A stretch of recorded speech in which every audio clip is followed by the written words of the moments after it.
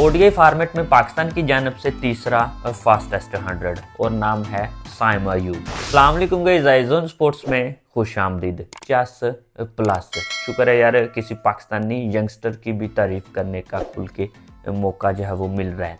Otherwise अगर देखा जाए तो वो भारतीय यंगस्टर मतलब कि इतने आते हैं, इतना टैलेंट है, नो डाउट, इसमें तो कोई शक ही नहीं है।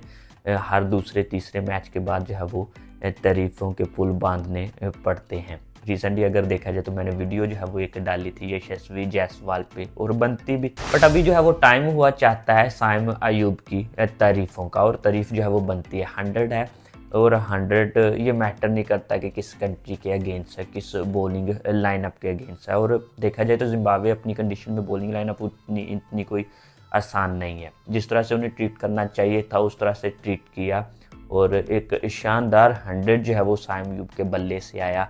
और 100 जो है वो आपको शो कर देता है कि यार इसमें कितनी कैपेबिलिटी, एबिलिटी और किस तरह के शॉट्स जो है वो इसमें यूटिलाइज हुए। तो नो डाउट यार, अगर देखा जाए तो प्योर क्लास, और इसी चीज़ की हमें है तलाश। पर इसमें यार कंसिस्टेंसी चाहिए, क्योंकि लास्ट ओडीआई सीरीज़ में ऑस्ट्रेलिया के अगेंस्ट भी आपने जो एक दो पारियां खेली हैं, ज़बरदस्ती तारीफ आपकी हुई, लेकिन इसमें कंसिस्टेंसी चाहिए। आप जो है वो हमारे मोस्टली प्लेयर्स में जो भी टैलेंट जो है वो सामने आता है, कंसिस्टेंसी हमें नहीं मिलती। नो डाउट यार, आप एक इनिंग में शो कर देते हो कि मेरे में इतना पोटेंशियल है, फिर सामने जो है वो मिचेल स्टार्क हो या कि कोई भी बॉलर, और नेक्स्ट 4-5 मैचेस में अगर देखा जाए तो मतलब कि ऐसी परफॉर्मेंस के हम खुद सोचते हैं कि यार हो क्या रहा है। तो आई थिंक यार, जब आप में इतना पोटेंशियल है, कैपेबिलिटी, एबिलिटी है, तो एक चीज़ की कमी जो है वो रह जाती है, वो है कंसिस्टेंसी और लैक ऑफ कॉन्फिडेंस। क्योंकि कहीं ना कहीं हमारे निज़ाम में, हमारे बोर्ड में तमाम प्लेयर्स पर ये एक तलवार जो है वो लटकी रहती है कि भाई आज कुछ ना किया तो कल पता नहीं क्या होने वाला है, और अगर मैं करता भी हूँ तो कंफर्म नहीं है कि भाई मैं टीम का हिस्सा रहूँगा या कि नहीं। तो यार इस चीज़ का हल तो आई थिंक बोर्ड का खुद का निकालना जो है वो बनता है, क्योंकि अभी हमने देखा है 1-2 मैचेस में आपके फेलियर जो है वो आते हैं, तो बोर्ड की जानब से जो है वो कुछ खबरें सोशल मीडिया पे हमारे जो है वो चर्चाएँ शुरू हो जाती हैं, जैसा कि अभी भी हैं कि नेक्स्ट साउथ अफ्रीका के अगेंस्ट सीरीज़ में ओपनिंग जो है वो पेयर हमारा फिर से फ़खर जमान और इमाम उल हक का होगा। नो डाउट मैं मानता हूँ इस चीज़ को कि फ़खर जो है वो वाइट बॉल का उसका कमबैक होना चाहिए। इमाम ने भी जिस तरह से रन्स किए हैं भाई, अभी वो बने हैं और आपने उन्हें ड्रॉप कर दिया, तो उनके साथ भी ज़्यादती थी, आना चाहिए। बट इस चीज़ का मतलब ये बिल्कुल भी नहीं है कि आप जब 2 नए चेहरों को लाते हो तो पिछलों को जो है वो बिल्कुल ही भूल जाते हो। बिल्कुल लाओ, आप डिज़र्व करते हैं, बट इसका मतलब ये बिल्कुल भी नहीं है कि आप साइम और अब्दुल्ला को जो है वो भूल जाओ। हाँ यार, आप बैकअप पे रखो, 3 मैचेस की सीरीज़ है तो एक में आप जो है वो साइम को भी मौका दो और बाकी को भी। और अगर आपकी सीरीज़ जो है वो बायलैटरल सीरीज़ किसी ऐसी कंट्री के अगेंस्ट है, जैसा कि अभी आप जिम्बाब्वे के अगेंस्ट खेल रहे हो, तो आप अपने यंगस्टर्स को मौका दो।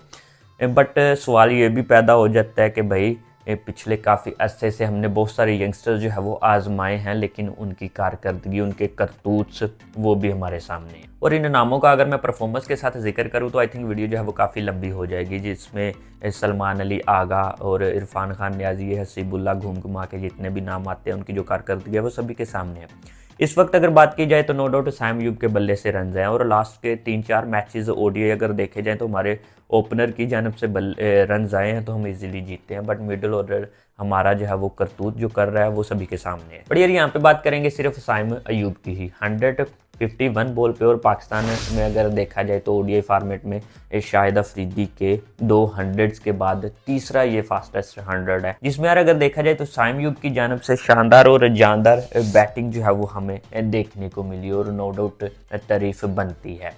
और ऐसे ही यंगस्टर की हम भी तलाश में हैं, और ऐसे ही यंगस्टर्स को जो है वो हम भी मिस करते हैं कि यार पाकिस्तान क्रिकेट में आखिर ऐसे यंगस्टर जो है वो क्यों नहीं आते।